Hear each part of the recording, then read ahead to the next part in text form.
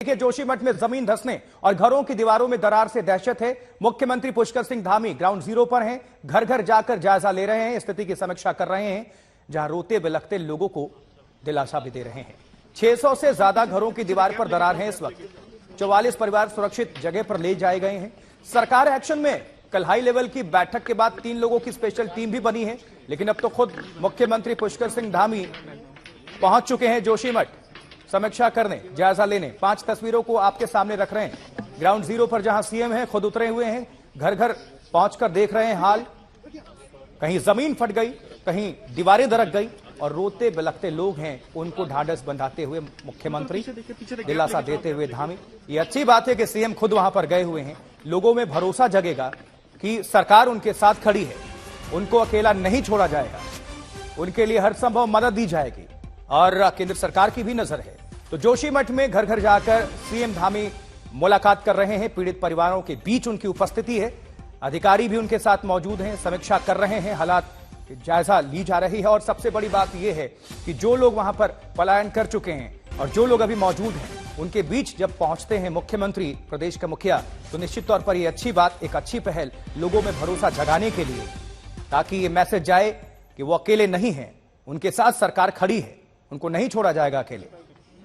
तो जोशीमठ में निश्चित तौर पर इस वक्त हाहाकार है, लोग सहमे हुए हैं, लेकिन प्रतिक्रिया क्या आ रही है सुनवा देते हैं।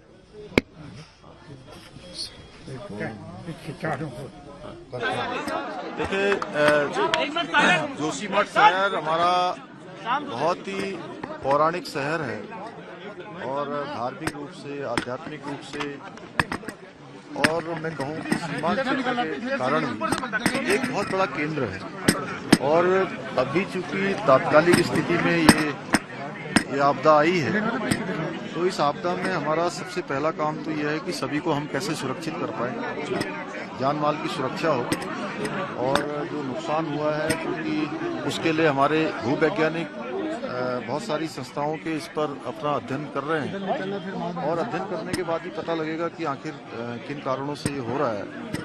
लेकिन अभी हमारी प्रायोरिटी है कि जिन घरों पर ये खतरा आया हुआ है, जहां भी दरारें पड़ी हुई हैं, उन सभी को सुरक्षित स्थानों पर निकालें, उनको सुरक्षित करें।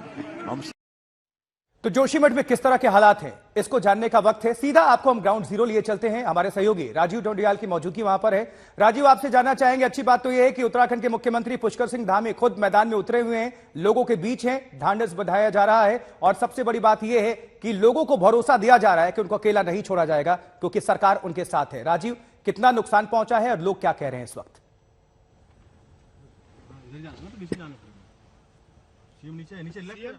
चलिए, राजीव का हम रुख करेंगे, लेकिन ये 5 तस्वीरें देखिए जरा, इसके माध्यम से समझिए, ये काफी कुछ बयां कर रही हैं।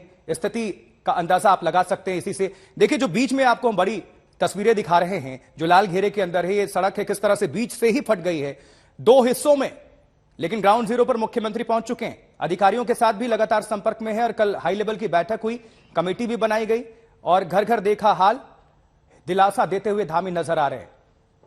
और एक और आपको हम रिपोर्ट दिखा देते हैं, हमारे एक और सहयोगी अमित भारद्वाज वहां पर पहुंचे, किस तरह के हालात हैं, उनके रिपोर्ट के माध्यम से आपको हम समझाने की कोशिश करते हैं। आइए देखें अमित भारद्वाज की report. Pushkar Singh Dhami ground zero पे लोगों से मिले, परिवारों से मिले और इसके बाद अब फिर से वो निरीक्षण में जा रहे हैं और उन्होंने इस बात को कहा है कि स्थिति गंभीर है। फिलहाल राज्य सरकार की जो प्रायोरिटी है वो ये है कि किस तरह से परिवारों को राहत पहुंचाया जाए। उनका ये भी कहना है कि किन कारणों से ये पूरा घटनाक्रम हो रहा है, इसको असर्टन करने की कोशिश कर रही है राज्य सरकार।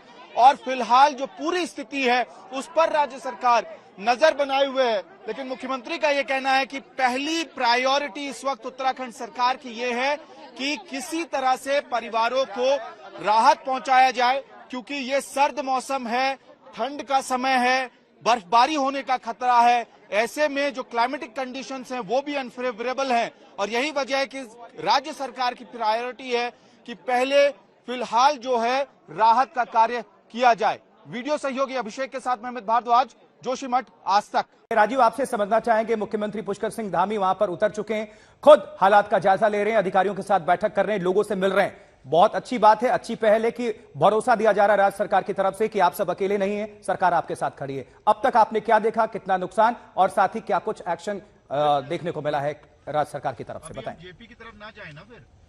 राजीव।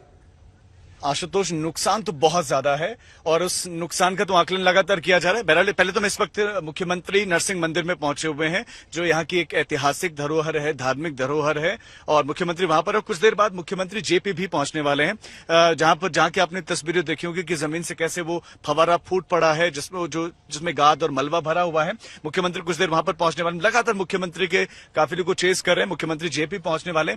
अब आपने बात की कि कितना डैमेज, कितना नुकसान हुआ है, इस पर आते हैं। नुकसान बहुत ज्यादा है। जब हम अधिकारियों से बोल रहे हैं तो अधिकारी 30 से 40% बोल रहे हैं, लेकिन जब आप काउंट करेंगे मकानों के नंबर को तो ये 600 पहुंचता है। 600 की संख्या कितनी ज्यादा होती है, जिसमें छोटा और बड़े बड़े क्रैक्स, और बड़े क्रैक ज्यादा है।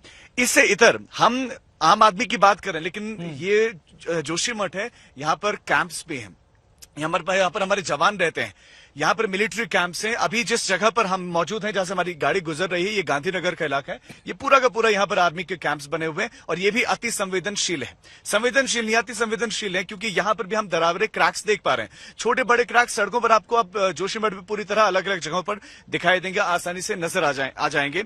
अब यहाँ पर प्राथमिकता मुख्यमंत्री कह रहे हैं कि हमारी प्राथमिकता यह है कि कैसे शुरुआती व्यवस्था उनके लिए कर दी जाए, इस ठंड के मौसम में उनको किसी तरह से व्यवस्था मिल जाए। एक ही कमरा उनको दिया गया है। उन कमरों में जो गुरुद्वारे में रह रहे हैं, जो स्कूल में हैं, वो कह रहे हैं कि हमें इतनी ज्यादा दिक्कतें नहीं है। सरकार ने आपदा राहत पैकेट भी हमको पकड़ा है खाने के लिए। गुरुद्वारे में हमने कल देखा था कि वहां खाना भी बनाया जा रहा था। नगर पालिका की जो बिल्डिंग थी, वहां पर भी खाने पीने की व्यवस्था की गई थी, लेकिन कुछ दूसरी छोटी मोटी समस्याएं थी। संभवतः उन समस्याओं को आज दूर भी कर लिया जाए, लेकिन बड़ा सवाल यह है कि जोशीमठ बचेगा कैसे। जोशीमठ की ये जो धरा हिल रही है, जो ये कंपन है, ये कंपन समाप्त कब होगा? कितने लोगों को शिफ्ट किया जा चुका है और कितने अभी परिवार वहां पर मौजूद होंगे जोशीमठ के अंदर, जिन पर खतरा मंडरा रहा है, जो डरे हुए हैं, सहमे हुए हैं और राहत की उम्मीद में हैं? आशुतोष, मैंने बताया कि ये जो 600 से ज्यादा की मकान ही मकान है। ऐसा नहीं है कि सारे मकान के लोगों को कह दिया गया है कि आप अपने घरों को छोड़कर चले जाएं, लेकिन उनको अलर्ट रहने के लिए कहा गया है। लेकिन कुछ अति संवेदनशील जगह, जैसे जब संघार गए थे, वहां पर 8 परिवार ऐसे हैं जिनको पूरी तरह से वहां से हटा दिया गया है। हम दूसरी जगहों पर भी, अलग अलग जगहों पर, संघार के वार्ड नंबर 4 में हम गए थे, वहां पर भी यही स्थिति है। और जो मनोहर बाग है, वहां पर भी कई परिवारों को शिफ्ट कर दिया गया है। तो इस तरह से जो है, अभी बहुत ज्यादा ये संख्या नहीं है परिवारों की, लेकिन जो परिवार हैं ये तकरीबन अभी 15 से कम है जिनको इन जगहों पर शिफ्ट किया गया है, जो पालिका में रह रहे हैं, जो स्कूल्स में रह रहे हैं, या जो गुरुद्वारे में अभी जिनको रखा गया है। लेकिन खतरे की जद में एक बड़ी आबादी है। आशुतोष।